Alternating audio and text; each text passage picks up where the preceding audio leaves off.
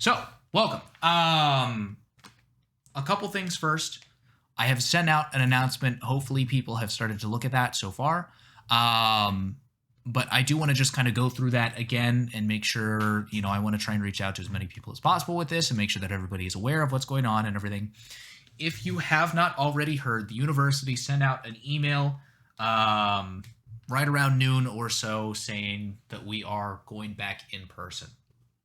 The first thing that I want to assure anyone that is choosing to do the class entirely remote, nothing changes. You are still all set to take the course. Everything is totally fine, right? You can take this course completely remote, and that is absolutely fine. Your coursework, the grades, the assignments, all of that stuff is going to be completely identical. So there's no worries there, right? That I just want to address that worry before it becomes anything. Nothing has to change or anything else. Everything is totally fine. For the in-person portion of the course, I do not have an answer yet as to what is going to happen. For anybody looking to get back in the classroom or anything else like that, I genuinely do not know what steps I'm supposed to be taking. Oxford has banned any gatherings of more than 10 people, and we have more than 10 people. So I don't know what that's going to look like. I've got a faculty meeting tomorrow. I haven't seen any other emails so far, but I imagine that this is going to be a big point of the discussion at the faculty meeting tomorrow. I don't entirely know what's going to happen with that. I think I communicated that at the very beginning of the semester, I communicated that what would likely happen if we did end up going back in person is that there might be some lab components that are done in person. But those would be entirely voluntary and optional, and there is no difference in the points graded from or anything else, whether you're remote or in person. I don't know what that's going to look like right now. And as soon as I have answers and a plan of action, I will let you guys know. But right now, I'm not entirely sure what is allowed, what's not allowed, and what the procedure is going to be for those things. So, what that immediately affects for us, though, is going to be exam 1. I am still planning on having exam 1 be next week. The fact of the matter is that exam 2 is going to be coming up very shortly after exam 1. I don't think it's reasonable to push exam 1 back by a week. I think it's going to lead to a lot more headaches than it's worth. There's just some major conflicting schedules at that point if we try and do that. Partially because I've already been cut back by 3 lectures from what I would normally have anyways. So we're already really on a time crunch to make sure that everything stays on course. To compensate for that, though, because I know a lot of people are going to be moving back in to Oxford, I'm extending that window out to 48 hours. So it's going to start essentially as soon as the calendar says Wednesday the 16th. So at 12 a.m., the exam will open up. It'll be open for the next 48 hours until 11:59 Thursday night. And at any point within that 48-hour window, sit down with it. You've got 2 hours to take the exam once you've started it. If that is not possible, if you are traveling from some great distance, or if your travel plans are very slow and it's going to take both days or something like that, if it's simply not possible within your travel schedule to take the exam in that time, let me know and we will try to work something out. Now, as for what's on the exam and everything else, I'm trying to plan this to be a roughly even split between all the content that we've covered so far. Keep in mind that there's, of course, a lot of overlap, right? Chapter 21 uses a lot of the concepts from chapters 18 and 19. So, there is going to be a lot of overlap in that sense. I'm trying to set this up so it's a rough, even distribution between all those topics that we've covered so far, and a little bit of a distribution, the difficulty of the questions as well. Right? So some of the questions are going to look more like some of the whiteboards we've done. Some of the questions are going to look a little bit more like the mastering questions we've done. I try and space it out into kind of a spectrum of difficulty like that. all of the questions are going to be multiple choice, right? So all of these questions are going to be, there's a few different things that go into them. They're all going to be brand new questions, absolutely novel questions, right? I am writing all of these questions myself. They all have randomized variables, so your numbers are not going to match anybody else's numbers. They are also going to be in a randomized order. I'm trying to think what else. And for all of those, there are always going to be, it's always going to be multiple choice. There's always going to be 6 options. And this is to try and cut down on, you know, for one, hitting random things with guesses, a few things. But there's 6 choices for all of these things. I try and have it set up in such a way so that when you go through and calculate an answer, you are going to find, if you have the correct answer, right? If you rounded slightly differently than me, you should never end up in a position where you are halfway between 2 different answers. I try and design all of these to be that the incorrect answers are not close to what the correct answer is going to be, right? Not that the incorrect answers are close to each other or anything else. But I try and space them out enough that even if you rounded in a slightly different way than I did or anything else, there should only be one really obvious answer based on what number you calculated. So if your number doesn't match or anything else, probably something's a little bit goofy in your solving method. You know, maybe take a look at that again. If at any point, and like part of this comes from the fact, so I am writing these questions myself and everything else, sometimes things make a lot more sense to me than they do to you. I have my TAs look over these questions beforehand, but sometimes we just have a way of reading the questions and knowing kind of what's being asked of us that we don't always catch it when the wording is confusing. There's also the possibility that I make some mistakes in the questions, right? I'm getting much better at that. Last semester, writing the exam questions and mastering was a brand new thing for me, and it was awful. Now it's awful, but I'm used to it. So I don't have as many issues with mistakes in those or anything else. I kind of know what to watch out for, the pitfalls that I might find in those. There's always the possibility that I'm going to make a mistake anyways, though. And it's always possible that one of my TAs does not catch that. If that is the case, or if there is any sort of confusion in general, I'm going to highly recommend, as soon as you notice something like that, if you read the question, you read it a second time, it doesn't make sense, or something seems wrong with what I have as the answers, send me an email, go on to the next question. Hopefully, I'm going to be watching my email like a hawk for as much as I can during that time, but I am limited by this mortal body, which is a joke that I make commonly, but I can't stay up for 48 hours at a time. I have tried it before and it doesn't go so well. So I do have to be sleeping at some of those times, and since all of my TAs are also in Oxford, I'm not going to expect them to be up at 4 in the morning or anything else like that. If you are taking the exam at one of those times, you are more than welcome to, right? I know people are all over the place right now, but save all of your scratch work as you're working on these exams. If you find a question that is particularly confusing or anything else, and you're not getting a response from myself or one of the TAs by the time that your time with the exam ends, we'll work out something, right? We'll work out something to make sure that it's fair. You know, just kind of keep that in mind as that comes up.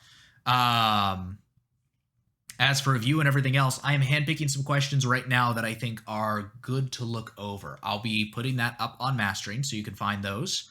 They're all going to be for practice and everything else. They're not going to be for credit or anything, but you know, they are a couple extra questions and everything else that I think are good to work on. If we're talking about studying techniques and everything else, I usually recommend the best thing that you can do is work on new problems. If there are some problems that you really don't quite understand, then's a good time to look at solutions, but I really generally don't recommend looking at solutions until you have given the problem a real honest effort. And I usually recommend asking me about it first before you look at a solution. Because they're all going to be new problems. It's not like you can memorize the solutions beforehand, right? So knowing how to attack new problems and how to solve through those things and list out what you know and what you don't know and how to fit all those pieces together is really the best thing that I can recommend. Hopefully by the end of the week, but more realistically by the weekend, I will be posting essentially a second review assignment on mastering. And that's going to be essentially, I'm coming up with a pool of exam problems, and I'm going to pick from that pool. And then the ones that don't make the cut, I will release to you guys so that you get a chance to look over essentially what the format of the question is going to be, what to expect. Trying to think, that might be everything on that one. It is totally open note, right? I can't stop you from looking at your notebook or anything, so I am writing the questions with that in mind. That you are looking at your note, that you do have all the solutions in front of you, all that kind of stuff. So, and I'm not mad or upset or anything with that. That's the way it is right now. But, yeah. For the course, for the exam, do we have any other questions?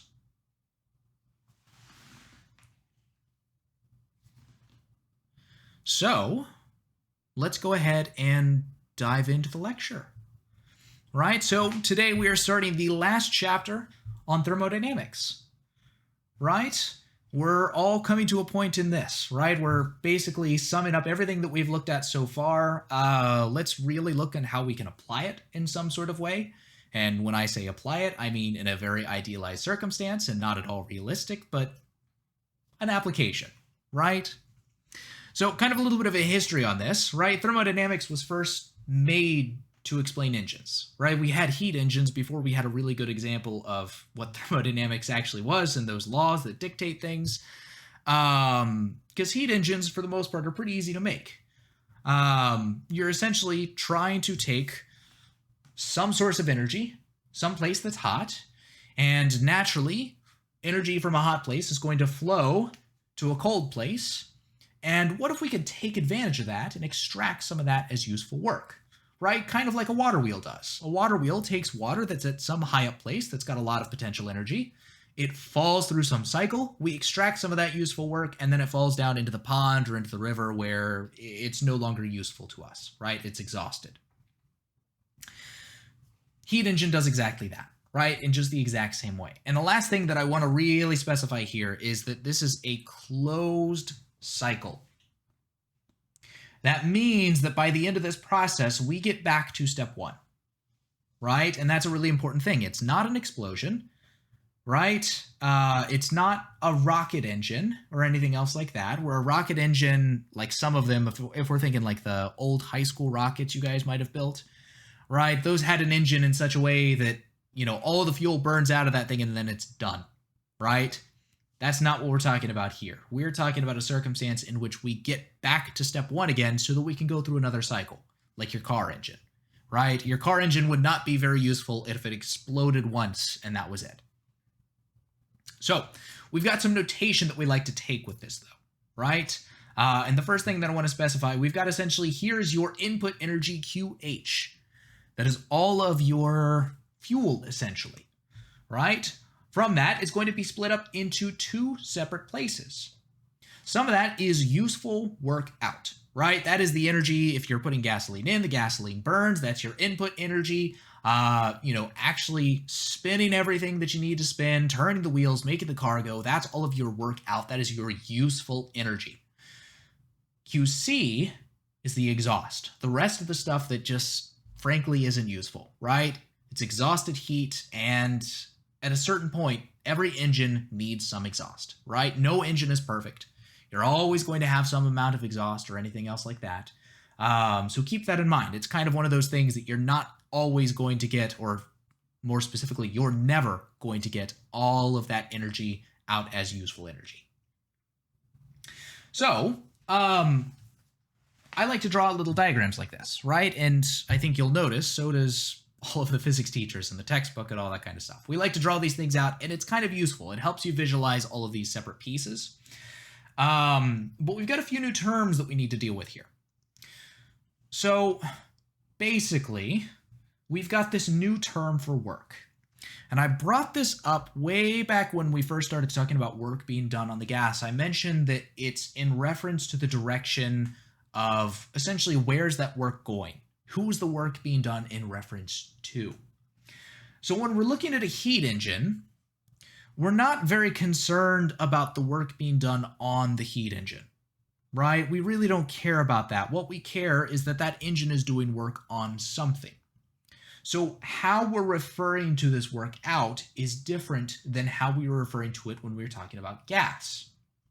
So keep in mind here that I'm going to specify. Now there's this difference between regular W, the work that we use to talk about a gas, and work out, which we use to talk about an engine, right?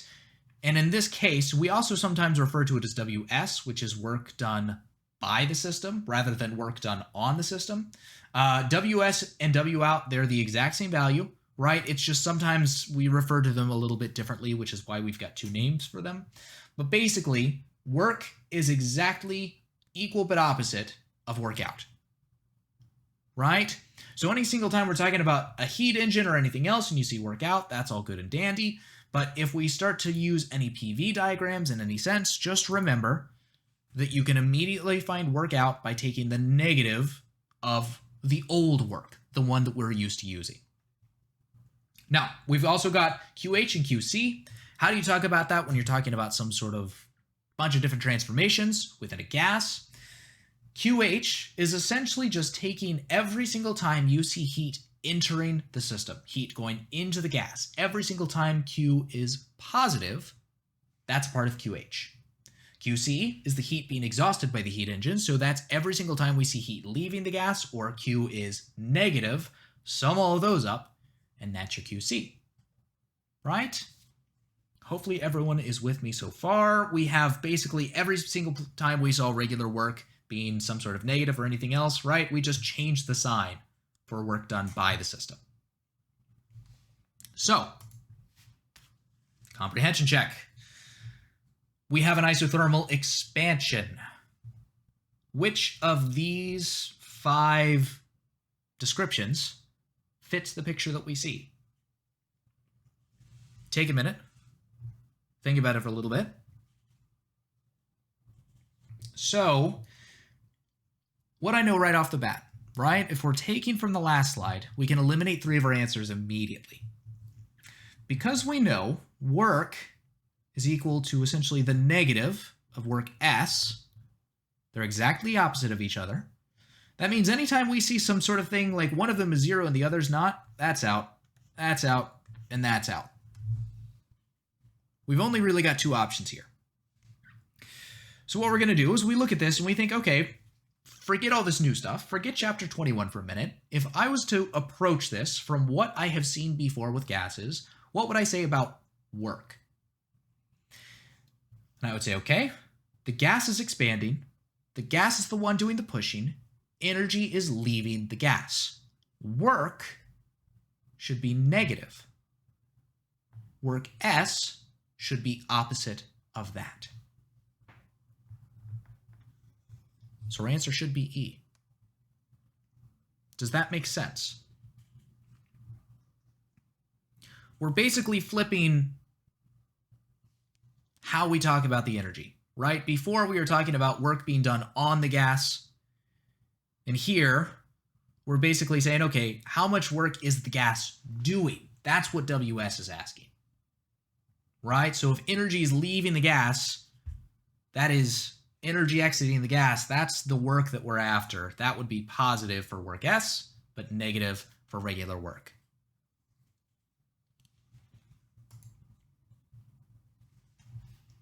So let's go ahead and keep moving on. So naturally, if we're talking about engines, right, it's probably a good thing to know about that engine's efficiency.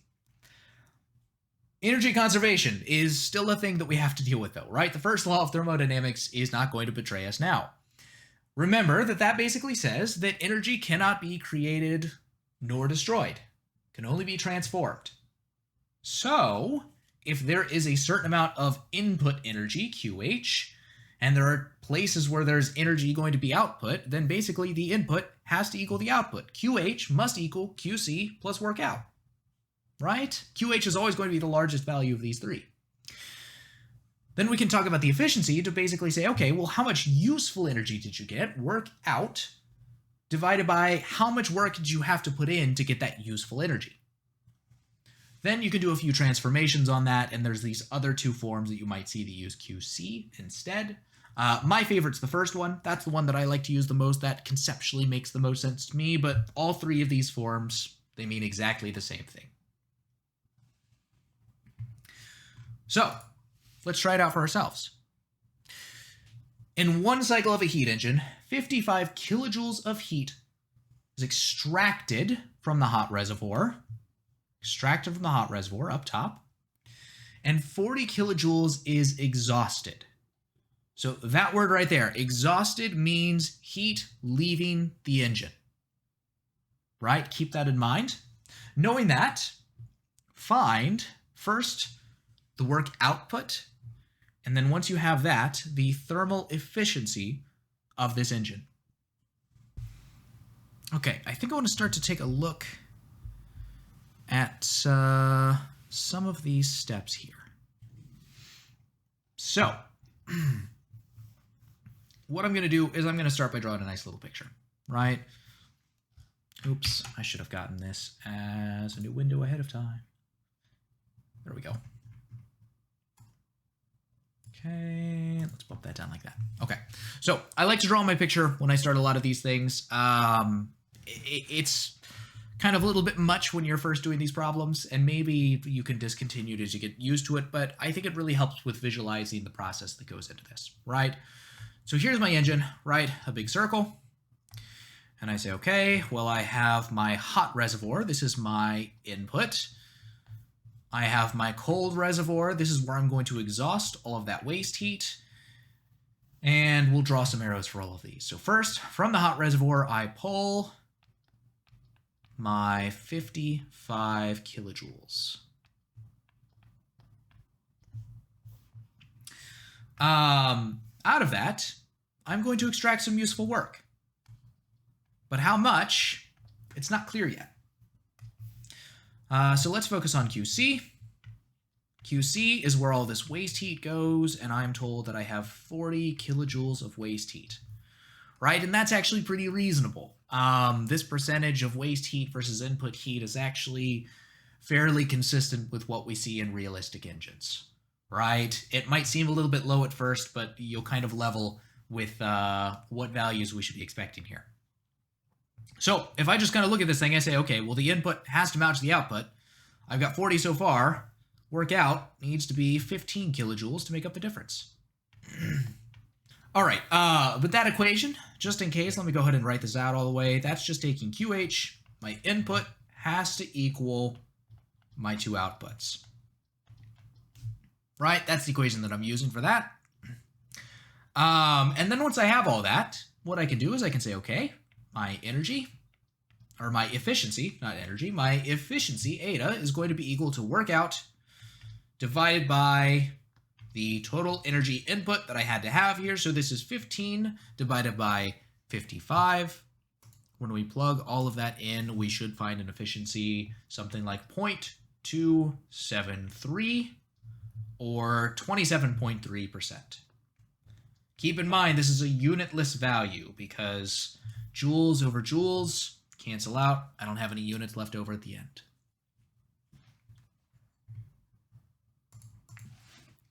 Let's kind of immediately throw all that up. Let's imagine, what if we reversed this whole process? What we would have instead then is a refrigerator. The idea behind a refrigerator is that we are not trying to extract heat from a hot source and get some useful work out. Instead, what we're trying to do is we're trying to pull heat from somewhere that's already cold and push it to somewhere hotter. Right? Normally, thermodynamics wouldn't do this. Right? If I have a hot source and I have a cold source, the heat wants to flow from hot to cold. But it is possible, as long as we put some effort in, as long as we have some work in, that we can actually move heat from the cold place to the warmer place. Right? And this is exactly how refrigerators work. Right?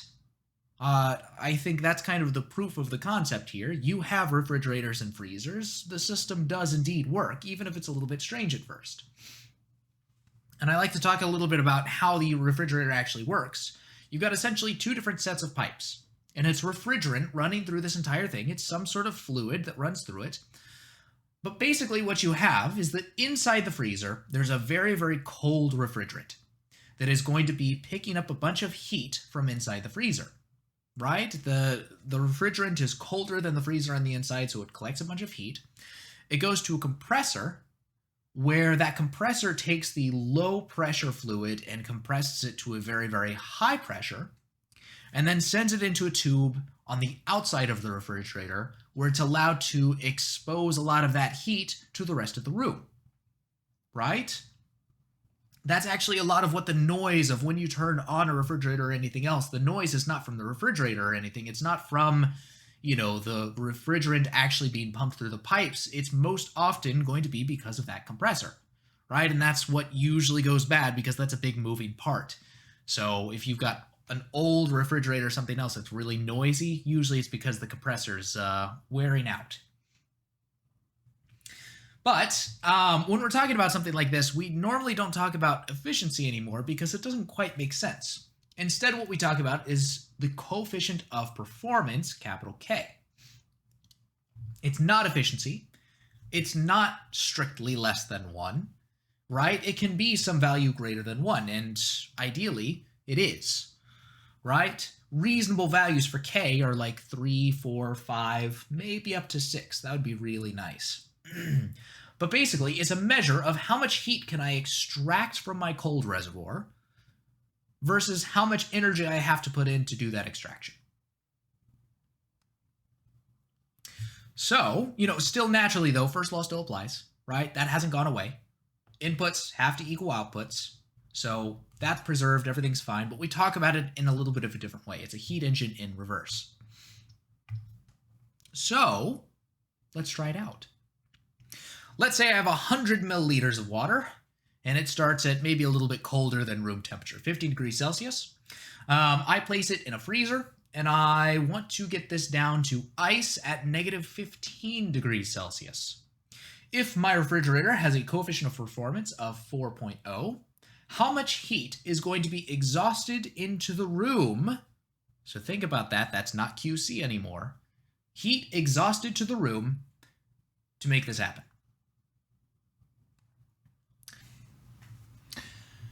Okay, let's start taking a look at this. So it's kind of flashing back to phase changes and temperature changes and everything else before we even kind of dig all the way into this, right? Of course, there is a refrigerator problem here or a reverse heat engine problem here. But at the same time, we've kind of got to deal with the fact that, well, let's just get into it first. Let's do that, and I'll talk about this piece by piece. So, when we're dealing with any sort of refrigerator, remember that everything is essentially just flipped around. So here is my hot reservoir, right? Or really, this is essentially the kitchen, right? This is the room around the refrigerator. On the other end of that, we have TC, the cold reservoir, which is inside of our freezer. Now, to draw these arrows out, QH now goes this way. That is heat exhausted. Again, heat exhausted means heat leaving whatever system we're talking about, right? So in the case of a refrigerator, it's QH. In the case of a heat engine, it's QC. Speaking of QC, that's what's going in. And then finally, it takes some work to actually make that happen. So, first law of thermodynamics still applies.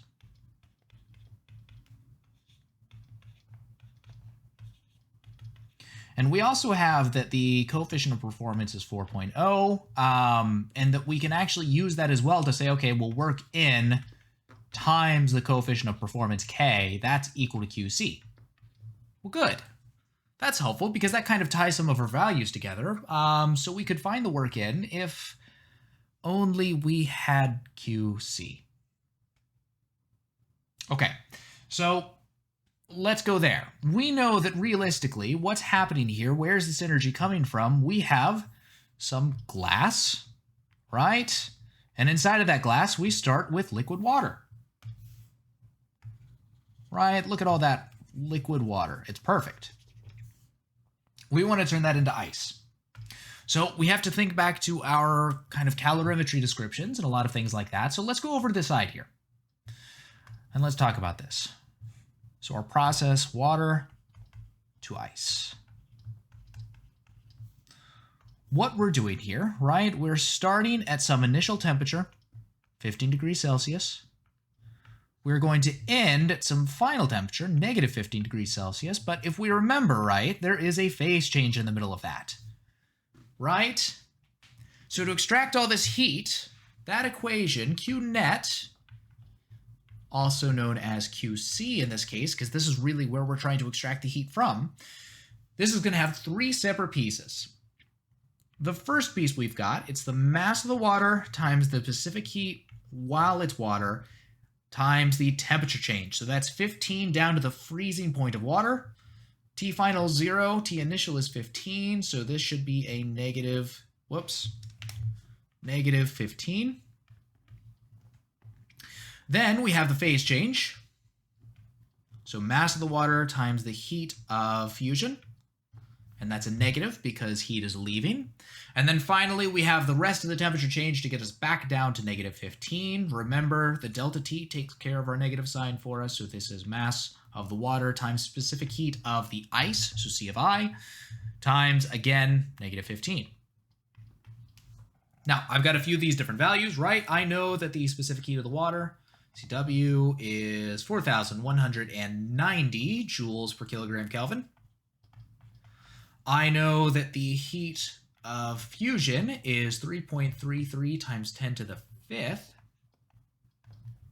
Again, joules per kilogram. And I know that for ice, that specific heat, oh no, I forgot this one, is 2,090 joules per kilogram Kelvin. So, with all of that, right, we can just plug in everything, right? Except, I run into a little bit of an issue. They didn't give us the mass of the water. They gave us the volume of water. But, as some of our chemistry friends might be very familiar with, and I say that but not really to exclude anybody, if you remember that a lot of the standard system was originally built around water, then you might know that if we have 100 milliliters or 0.1 liters of water, then that means we have 0.1 kilograms of water. We just don't use liters in physics very much, so I always kind of bring that up as a chemistry thing rather than a physics thing. But it's an easy transfer. Right on over. We've got 0.1 kilograms. Now we have all the values. We are ready to plug in all of these things. And when we plug all of them in, what we end up finding here is that QC is something like 42,714 joules. That's what I've got. Now, keep in mind that we don't need to put in that much energy to get this out, right? Our coefficient of performance says that we need a little bit less than that. Remember that QC relates to work in, is work in times K is equal to QC. So we can rearrange this. We can say, okay, well, what if we wanted to solve for the work in? Then work in would be equal to QC divided by K. And we should find that we only need to put in 10,679 joules to freeze this water, right? That's how much power is going to be coming out of the outlet from the wall. Finally, we take this all together and we say, okay, well, QH is equal to QC plus the work in. QH, the heat exhausted into the room should be something like 5.34 times 10 to the 4th joules. Or if you're looking at this on Canvas, 53.4 kilojoules. Let's go ahead and actually take kind of a brief look at one of your homework problems. Talks about a heat pump, right? And a heat pump is a really, really neat device. It's very useful, actually, because what it's doing is it's essentially pulling a lot of energy for less electricity. Right? If we're thinking about the difference between something like a regular heater and a heat pump, the heat pump is a refrigerator, but where it's exporting that heat is essentially into your house, right? It's pulling from the cold environment outside, it's pulling energy from that and putting that into your house. That's at a warmer temperature already when it's cold out, assuming, right? But this is really nice because if you imagine like an electric heater is essentially taking all of the energy in and spitting that out as heat, right? Very little waste in that sense. But you don't get to multiply it like you do with a heat pump, right? If we're talking about like maybe 500 joules comes out from a space heater or something like that, right? Cool. 500 joules comes from the wall into the space heater, out into the air. But the heat pump, if it has a coefficient of performance of 2 or 3 or 4, that 500 joules could instead be something like 1,000, 1,500, 2,000, right? You get a lot more bang for your buck. The caveat to that is that you have to have some place that you're extracting the heat from. So a space heater is nice because it's adding heat somewhere where you're not pulling it from somewhere else. The heat pump is generally going to be a household thing because it's pulling a bunch of heat from the air outside, right? And it's really nice because you can actually use this all season long because you're essentially taking advantage of the fact that there's a difference between the temperatures, right? You can use this as either a heat pump to bring more heat into your house to help out your furnace, or you can use it in the opposite way and say, okay, well, now I want my house to be the colder source, so I can just work in the same way. I extract more heat from the house, I reverse the direction of everything, I extract more heat from the house, and I spit it back out into the hot outside, right? So it can be also used in a configuration like an air conditioner would. But I wanted to talk about that a little bit because a heat pump is essentially just a refrigerator, but where we're putting the heat is the important part now, right? Whereas the refrigerator, you put it out into the room, you don't really care. A heat pump is working the exact same way. It is still a refrigerator. It's just the heat's being added to the house now, and that's the part that we really care about. So hopefully that makes sense. Hopefully, as you're going through this problem, that makes a little bit more sense. And at the very end, there's a bunch of number crunching and everything else like that. But I think it's a cool problem. So let's turn back around to heat engines real quick. I want you to think about how much work is done in one cycle. So say this is one complete cycle of an engine, right? Maybe we start point 1, point 2, point 3. We go around the cycle, 1, 2, 3, back to 1. How much work is done? So what is work out specifically? Is what I'm looking for here.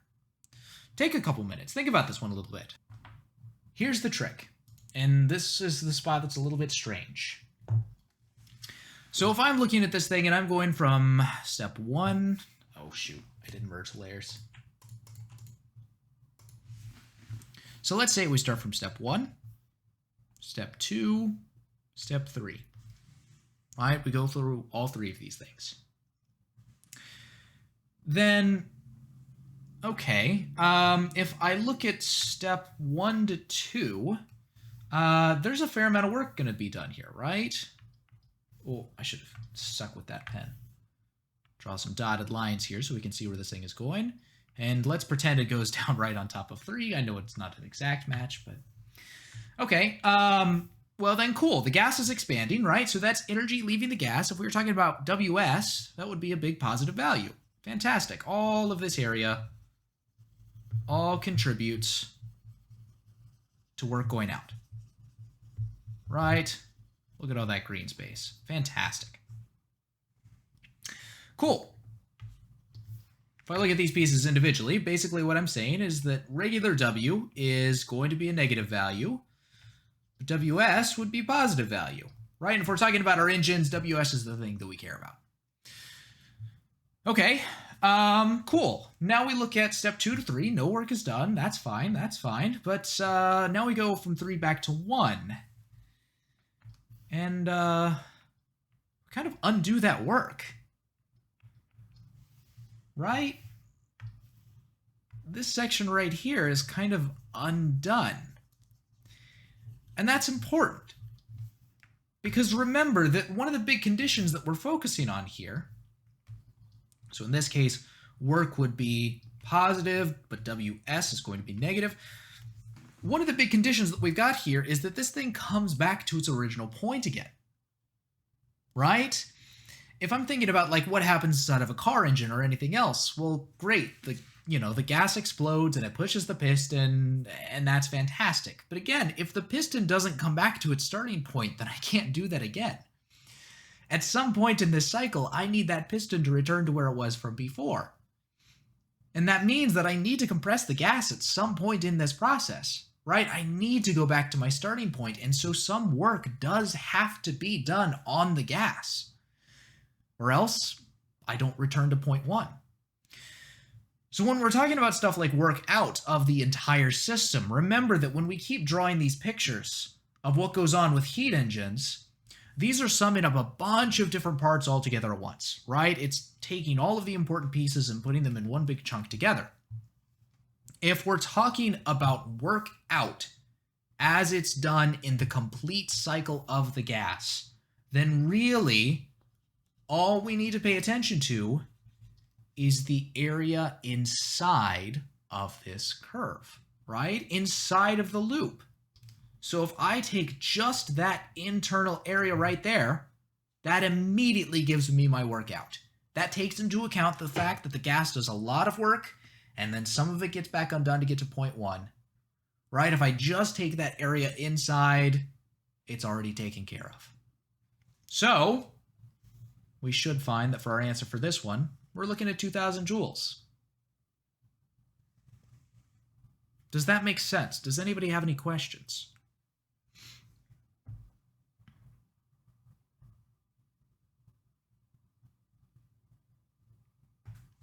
Right, so one more time on these, we've got our three big pieces, right? QH is essentially take every single time you have a positive Q and sum them all up together.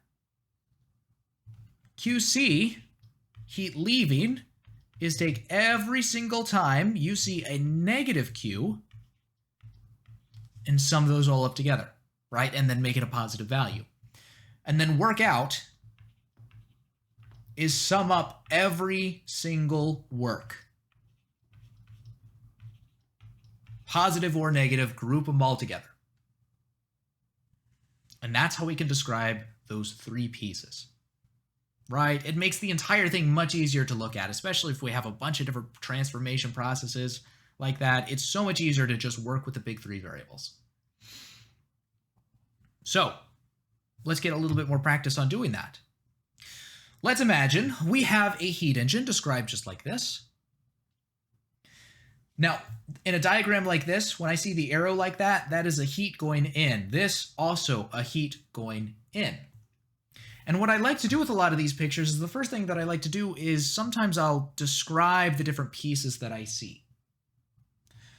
Right? So if heat is coming in the first step, heat is coming in on the second step, I know at some point along the way here, heat needs to come out, right? I need to have a QC somewhere. And so I look at the only one that doesn't have anything. By process of elimination, I can say, okay, well, that should definitely have some heat coming out, right? That's a Q going out. And then at the same time, the gas is being compressed, so that is some regular W work in. And for this one right here, that is work coming out. And then up here, right, no change in volume, no work being done.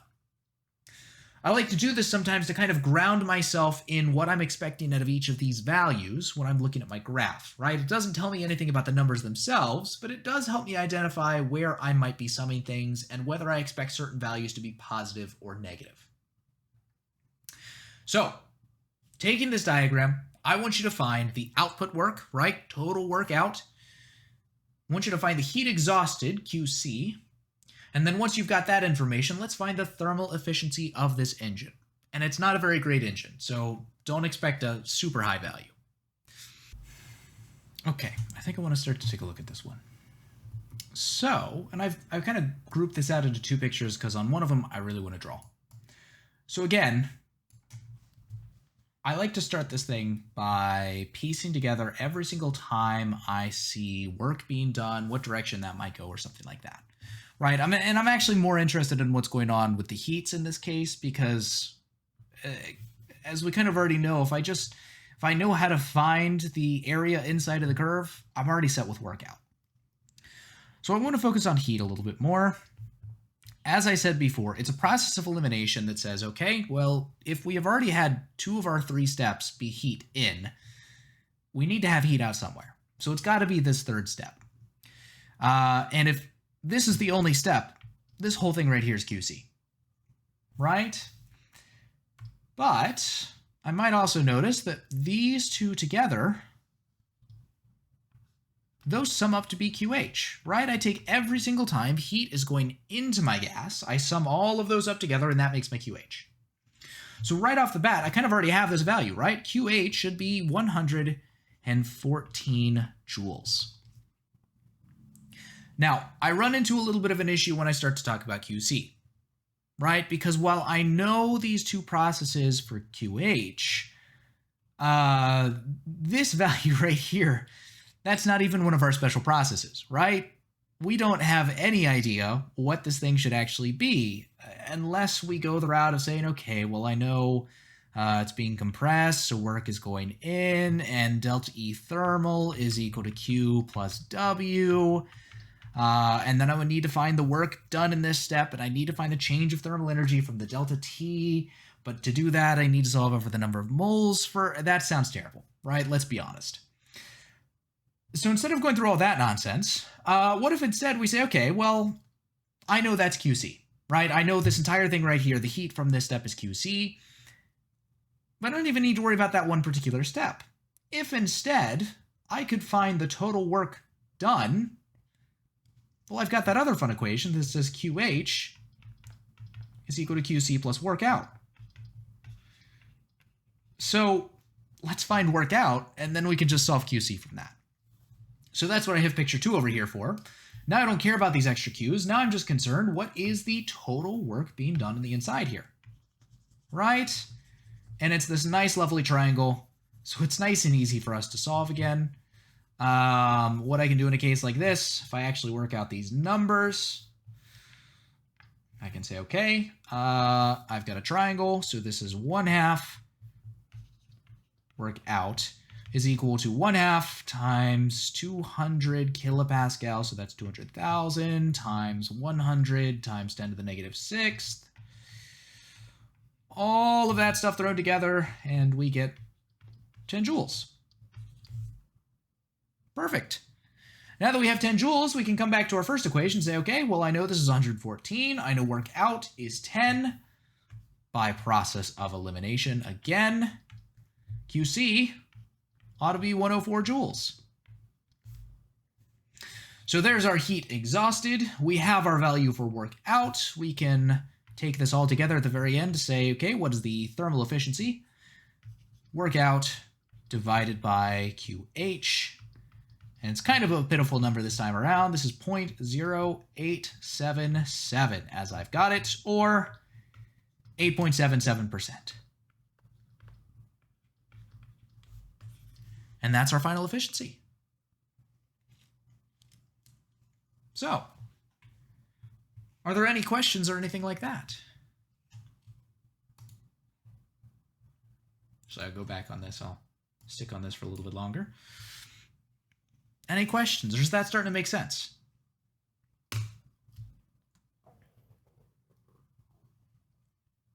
Now again, keep in mind, this one's a little bit easier because it's only 3 steps and we already have 2 of the values for the heats, right? Keep in mind that some of the more complicated problems are going to ask you to find those heats and those works yourself, right? But as long as it's a special process, we know how to find those, and then the trick is to just essentially go down the list and say, okay, positive, that goes to QH. Negative, that goes to QC.